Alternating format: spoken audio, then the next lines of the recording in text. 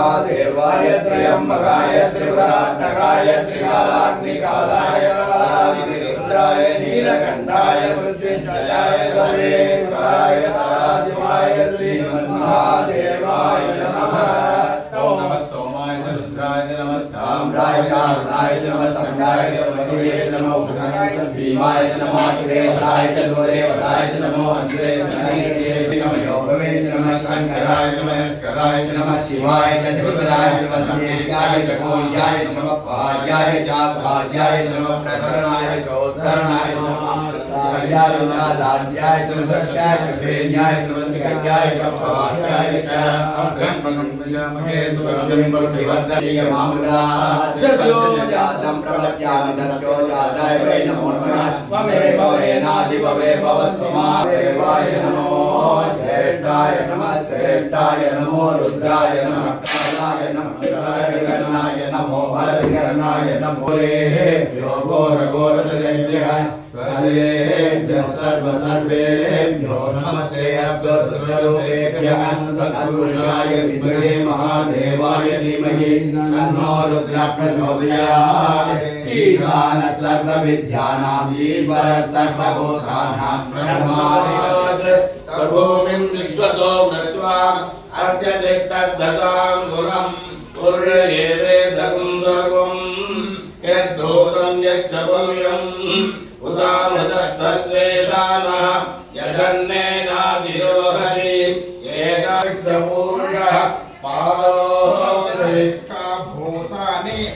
हर हर महादेव, हर हर महादेव। भगवान शिव को जल कैसे अर्पण करना चाहिए, इसकी संपूर्ण विधि मैं आपको बताता हूँ। आप देखिए किस प्रकार से भगवान शिव को जल अर्पण करना चाहिए। जहाँ पर शिव परिवार है तो सबसे पहले शिव परिवार में गणेश जी को जल अर्पण करना चाहिए। हरिओम गंग गणपतये नमः, गंग गणपतये नमः, गंग गणपतये नमः। उसके बाद यहाँ पर कार्तिकेय जी विराजमान है। कार्तिकेय जी का अभिषेक करने के बाद यहाँ पर माँ पार्वती गौरा मैया विराजमान है। माँ गौरा का अभिषेक करना है। नंदीश्वर विराजमान है। भगवान नंदीश्वर का अभिषेक करने के बाद ये भगवान शिव का जो है पूरा का पूरा स्वरूप है, शिवलिंग है। ये नीचे का जो हिस्सा है माँ पार्वती है और ऊपर का जो हिस्सा है भगवान शिव है। दाईं ओर भगवान शिव के जो है गणेश जी विराजमान रहते हैं और बाईं ओर जो है भगवान शिव के कार्तिकेय जी विराजमान रहते हैं। बीच में अशोक सुंदरी का स्थान माँ भगवती पार्वती की जो पुत्री है भगवान शिव की, और उसके बाद ये जलेरी है, ये पूरा का पूरा माँ पार्वती का स्वरूप माना गया है। इस प्रकार से पूरा घुमा करके भगवान शिव को जल अर्पण करते हुए फिर मध्य में जो भगवान शिवलिंग है इस पर जल अर्पण करना चाहिए। ओम नमः शिवाय, ओम नमः शिवाय, ओम नमः शिवाय, ओम नमः शिवाय का जाप करते हुए यदि आपको महामृत्युंजय मंत्र का स्मरण है बिल्कुल शुद्ध रूप से तो महामृत्युंजय का जाप करते हुए त्र्यंबकं यजामहे सुगंधिं पुष्टिवर्धनम् उर्वारुकमिव बन्धनान् मृत्योर्मोक्षयमामृतात् त्र्यंबकं यजामहे सुगंधिं प्रतिवेदनम् उर्वारुकमिव बन्धनान् तितो मोक्षयमामृताः। इस प्रकार से महामृत्युंजय मंत्र का जाप करते हुए भगवान शिव को जल अर्पण करना है और भगवान शिव से प्रार्थना करनी है कि भोले बाबा हमारी समस्त मनोकामनाओं को पूर्ण करें। विशेष रूप से माताओं को इस स्थान पर जलेहरी पर ही जल अर्पण करना चाहिए और पुरुष जो है भगवान शिव लिंग के ऊपर जल अर्पण कर सकता है, क्योंकि ये माँ पार्वती का स्थान है और ये भगवान शिव है साक्षात विराजमान है। तो ऐसे भगवान शिव को जल अर्पण करने से भगवान शिव समस्त मनोकामनाओं को पूर्ण कर देते हैं। हर हर महादेव।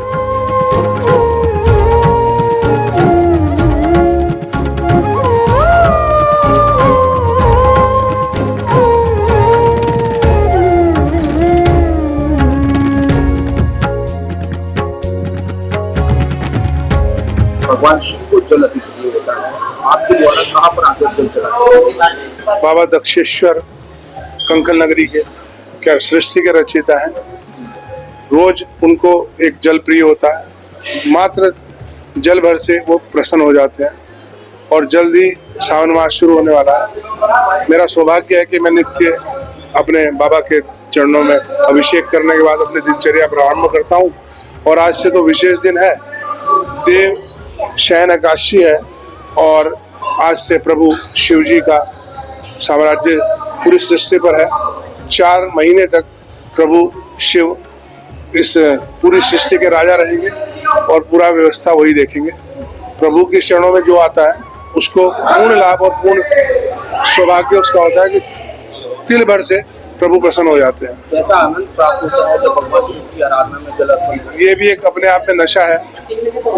अगर प्रभु के चरणों में ना आना हो तो उस दिन ऐसा लगता है कि आज कुछ हुआ ही नहीं, तो नित्य आना ही आना है। आप हर रोज भगवान शिव को जल अर्पण करते हैं, क्या मानते हैं जल चढ़ाने से क्या प्राप्त? बहुत सुकून मिलता है जी, इनके बगैर गति नहीं है।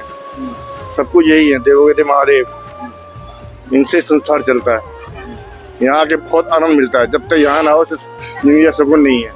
आप मानते हो जल चढ़ाने से भगवान शिव का आशीर्वाद प्राप्त होता है? बहुत होता है जी, बहुत। सब पता लगता है, सारे रास्ते बनते जाते हैं अपने काम, कोई काम नहीं रुकते इंसान के। तो एक लोटे जल से ही प्रसन्न हो जाते हैं? एक लोटे जल से ही भगवान शंकर जी प्रसन्न हो जाते हैं, इनसे बहुत सुकून मिलता है जी। जल तो एक विधि है, लेकिन जो भाव होना चाहिए तो वो अनिवार्य है। पहले किस विधि से जल चढ़ता है? कई लोगों को भगवान 3 धार पहले छोड़नी पड़ती है, फिर शिवलिंग पे। वैसे तो 3 कोनों पे छोड़नी पड़ती है, चाहे आप अगर थोड़ा सा व्यस्त है, जैसे मंदिर में भीड़ भाड़ रहती है, तो एक ही जगह छोड़ देते हैं।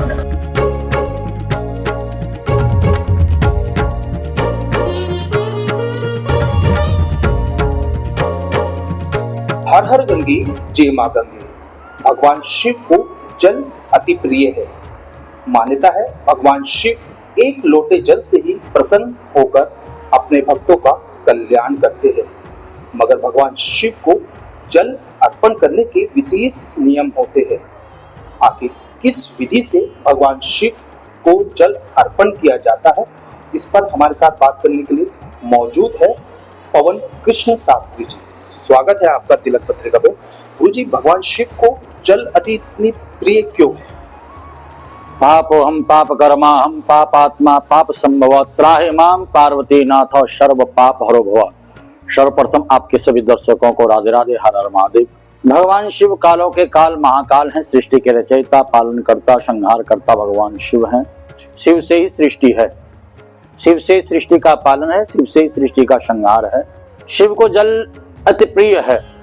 पत्रम पुष्पम फलम तोयम यो में भक्त्या प्रियक्षति। भगवान शिव एकमात्र ऐसे हैं जिनको पत्र चढ़ा दो तो भी प्रसन्न हो जाते हैं, जिनको एक पुष्प चढ़ा दो तो भी प्रसन्न हो जाते हैं, जिनको एक फल चढ़ा दो तो भी प्रसन्न हो जाते हैं, और जिनको एक लोटा जल अर्पण कर दो तो भी प्रसन्न हो जाते हैं। शास्त्रों में अनेकों इसके कारण बताए गए हैं, परंतु मुख्य एक कारण मैं आपको बता देता हूँ कि भगवान को जल क्यों प्रिय है और क्यों जल अभिषेक भगवान का किया जाता है। शास्त्रों में वर्णन आता है, जब समुद्र मंथन की कथा हुई तो समुद्र मंथन के समय पर सर्वप्रथम जो है अमृत विष निकला, हलाहल विष, जिस विष का पान भगवान शिव ने किया और विष को कंठ में धारण किया। भीतर नहीं ले गए क्योंकि भीतर हृदय में राम विराजमान है। मुख में नहीं धारण किया क्योंकि राम का नाम है, राम को कष्ट नहीं होना चाहिए, इसलिए कंठ में धारण कर दिया। कंठ नीला पड़ गया, विष का बहुत ज्यादा ज्वलन हो रहा था, तो भगवान शिव जो है उत्तराखंड देवभूमि उत्तराखंड ऋषिकेश में विराजमान हो गए। नीलकंठ महादेव आज भी वहां पर विराजमान है। लाखों करोड़ों की संख्या में जो है श्रद्धालु जा करके भगवान शिव की आराधना करते हैं, नीलकंठ महादेव का जल अर्पण करते हैं। तो भगवान शिव वहां विराजमान हो गए, तब भक्तों ने जा करके भगवान शिव का जलन कैसे शांत हो, विष का प्रभाव कैसे समाप्त हो, तो गंगा जल जो है भर भर करके जो है इस भगवान शिव को अर्पण करना प्रारंभ किया। साथ ही साथ वेल पत्र की जो तासीर है वे ठंडी होती है, तो वेल पत्र भी भगवान शिव को अर्पण करना प्रारंभ किया। धीरे धीरे विष का जो प्रभाव था वह समाप्त हो गया, भगवान को बड़ी शीतलता मिली। तब से भगवान ने कहा कि आज से जो भी मेरे को जलाभिषेक करेगा, मेरे ऊपर वेल पत्र अर्पण करेगा, मैं उसकी समस्त मनोकामनाओं को पूर्ण कर दूंगा। और तब से भक्त जो है जल भर करके लेकर के जाते हैं, भगवान शिव को अर्पण करते हैं और भगवान से बड़े प्रसन्न होते हैं और भक्तों के समस्त मनोकामनाओं को पूर्ण कर देते हैं। इसलिए भगवान शिव को जल अर्पण किया जाता है। मुझे बात की जाए, सावन में भगवान शिव को जल अर्पण करने का कितना महत्व माना गया है? श्रावण माह भगवान शिव के लिए समर्पित है।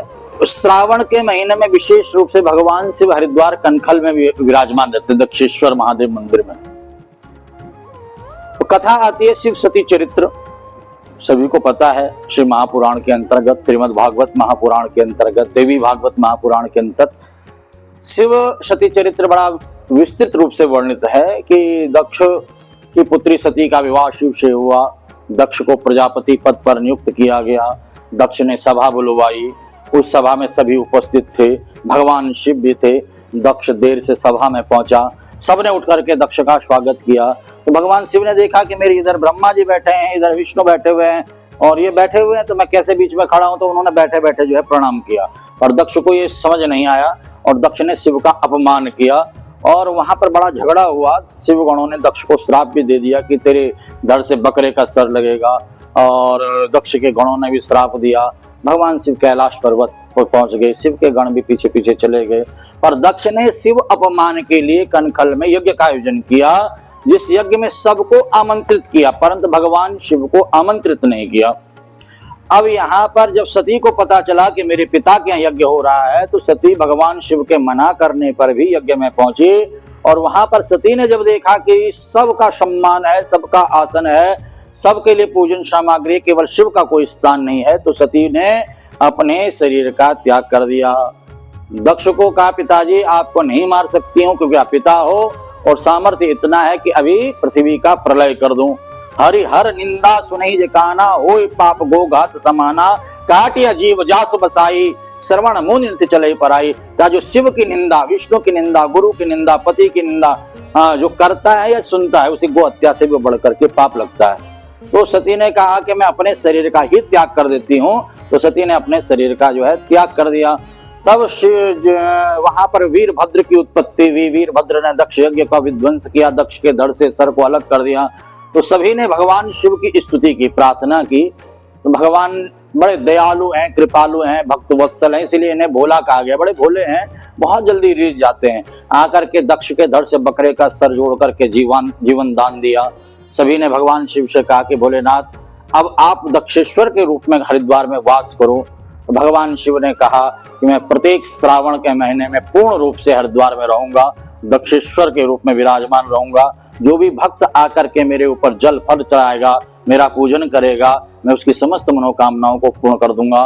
तब से भगवान शिव हरिद्वार में श्रावण माह में विराजमान रहते हैं और भक्त आकर के अपनी मनोकामना की पूर्ति के लिए भगवान शिव का अभिषेक करते हैं। ये भी एक कारण है भगवान शिव को श्रावण का जो माह है बहुत प्रिय लगता है। गुरु जी बात की जाए जो शिव भक्त होते हैं वो शिवलिंग पर जल अर्पण करते हैं, मगर शिवलिंग पर किस विधि से भगवान शिव को जल अर्पण करना चाहिए, क्योंकि कई शिव भक्तों को इसका मालूम ही नहीं होता। वो किस विधि से भगवान शिव की आराधना करें और भगवान शिव को जल अर्पण करें। भगवान भाव के भूखे हैं। भाव का भूखा हूं मैं, भाव बसार है और भाव से भज ले मुझे तो भव से बेड़ा पार है। और भगवान तो विशेष रूप से भाव के भूखे हैं।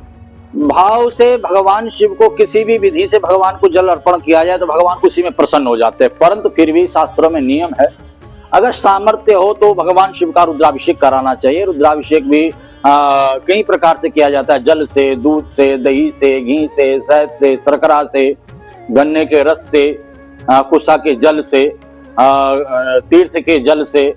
तो भगवान का अभिषेक अपनी मनोकामना की पूर्ति के लिए आप करा सकते हो किसी योग्य ब्राह्मण के द्वारा, वेद मंत्रों के द्वारा। त्र्यंबकम जजामहे सुगंधिम पुष्टिवर्धनम उर्वारुकमिव बन्धनान् मृत्योर्मुक्षयमामृतात्। और अगर स्वयं हम भगवान शिव का पूजन कर रहे हैं, अभिषेक कर रहे हैं, तो उसके लिए विशेष आपको ध्यान रखना होगा। सबसे पहले भगवान शिव के जो पुत्र हैं गणेश जी का वास होता है दाईं ओर। शिवलिंग यहाँ पर भगवान शिव विराजमान है, दाईं ओर गणेश जी का वास है। सबसे पहले गणेश जी पे जल चढ़ाना चाहिए। फिर बाईं ओर कार्तिकेय जी का वास है। कार्तिकेय जी पे जल अर्पण करके बीच में जो है अशोक सुंदरी भगवान शिव की जो पुत्री है उस पे जल अर्पण करना चाहिए। और फिर जो जलेरी है वो चारों ओर जल अर्पण करना चाहिए। वो पार्वती का स्वरूप माना गया है। अब उस पे जल अर्पण करने के बाद फिर जाकर के बिल्कुल धीरे धीरे जो है भगवान शिव के ऊपर जल अर्पण करना चाहिए।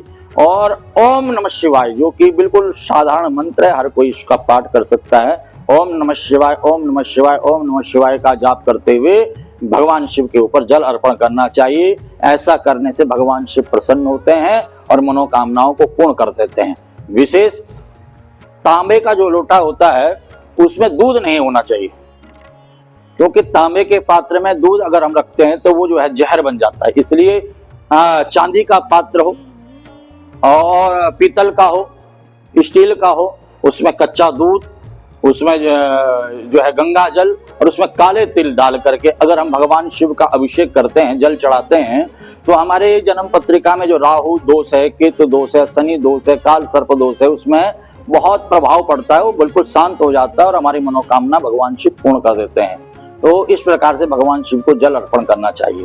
तो गुरु जी बात की जाए, अगर इस विधि से भगवान शिव को जल अर्पण किया जाता है, भगवान शिव की कृपा के साथ ही भगवान शिव के परिवार की कृपा भी प्राप्त होती है। हाँ बिल्कुल, देखिए आप और हम हैं तो पूरा परिवार अगर हमारा है और पूरा परिवार प्रसन्न है तो सबके आशीर्वाद कृपा बनी रहेगी। तो ऐसे भगवान शिव अकेले नहीं है, भगवान शिव का पूरा परिवार है, उनके साथ उनके पुत्र कार्तिकेय जी हैं, गणेश जी हैं, उनकी पुत्री अशोक सुंदरी है, उनकी अर्धांगिनी माँ गौरा माँ पार्वती है, भगवान शिव के गले में जो है शेष नाग हैं, है ना। तो अगर हम सबका जो है पूजन करके भगवान शिव का पूजन करते हैं तो भगवान शिव बड़े प्रसन्न होते हैं और भगवान शिव की कृपा हमारे ऊपर बनती है और भगवान शिव हमारी समस्त मनोकामनाओं को पूर्ण करते हुए घर में सुख देते हैं, समृद्धि देते हैं, धन धान्य आयु आरोग्य ऐश्वर्य की वृद्धि करते हैं। पापो हम पाप कर्मा हम पापात्मा पाप संभव त्राहि माम पार्वती नाथ सर्व पाप हरो भुव। भगवान सभी पापों को भस्म करके जो है मनोकामना को पूर्ण करते हैं। गुरु जी बात की जाए, भगवान शिव को जब जल अर्पण किया जाता है, किस समय जल अर्पण किया जाए और किस समय जल अर्पण ना किया जाए?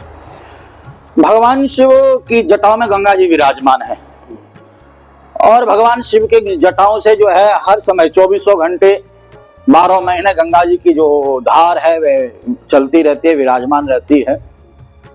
परंतु फिर भी अपनी मनोकामना को पूर्ण करने के लिए भगवान शिव का अगर प्रातः काल ब्रह्म मुहूर्त में अगर पूजन किया जाता है तो उसका ज्यादा लाभ रहता है। अन्यथा आपने देखा होगा शिवरात्रि पर 8 पहर पूजन होता है, पूरी रात्रि जो है पूजन होता है।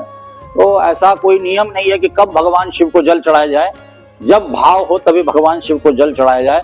परंतु मुख्य रूप से प्रातः काल का जो पूजन है वह लाभकारी होता है, तो मनोकामना को पूर्ण करने वाला होता है। क्योंकि आपने देखा होगा प्रातः काल ही प्रत्येक व्यक्ति स्नान करता है, तो प्रातः काल ही शिव का अभिषेक स्नान कराना चाहिए, तो मनोकामना भगवान शिव पूर्ण कर देते हैं। फिर उसके बाद श्रृंगार भगवान शिव का हो जाता है। कई लोग सायंकाल भगवान का अभिषेक करते हैं, जल चढ़ाते हैं, परंतु जब मंदिरों में देवालयों में श्रृंगार हो जाए भगवान शिव का तो फिर जल अर्पण करके जो है श्रृंगार को जो है खराब करने वाली बात हो जाती है।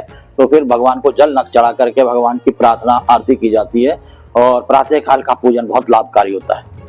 तो गुरु जी, भगवान शिव को जल अर्पण करने के लिए कुछ सावधानियां भी बरतनी चाहिए।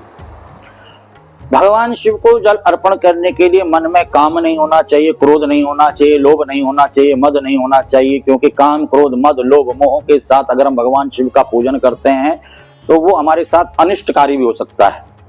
क्योंकि भगवान के पूजन में भाव की प्रधानता है, जैसा हमारे मन में भाव रहता है वही भगवान स्वीकार करते हैं। तो भाव शुद्ध हो, विचार शुद्ध हो, आचार शुद्ध हो तो भगवान प्रसन्न होते हैं। तो बिना आचार विचार के, बिना भाव शुद्धि के भगवान शिव को जल अगर हम अर्पण करते हैं तो उसका दोष भी लग सकता है। बहुत बहुत धन्यवाद। बिल्कुल जिस तरह से इनके द्वारा बताया गया है, भगवान शिव को एक लोटा जल चढ़ाने से ही भगवान शिव की कृपा प्राप्त होती है। मगर शिव को अगर इस विधि के तहत जल अर्पण किया जाता है तो भगवान शिव के साथ ही भगवान शिव के परिवार का भी आशीर्वाद प्राप्त होता है। और सावन के महीने में विशेष भगवान शिव को जल अर्पण करने का महत्व है। देश के पहले धार्मिक न्यूज चैनल तिलक पत्रिका के लिए हरिद्वार से मैं आशीष है।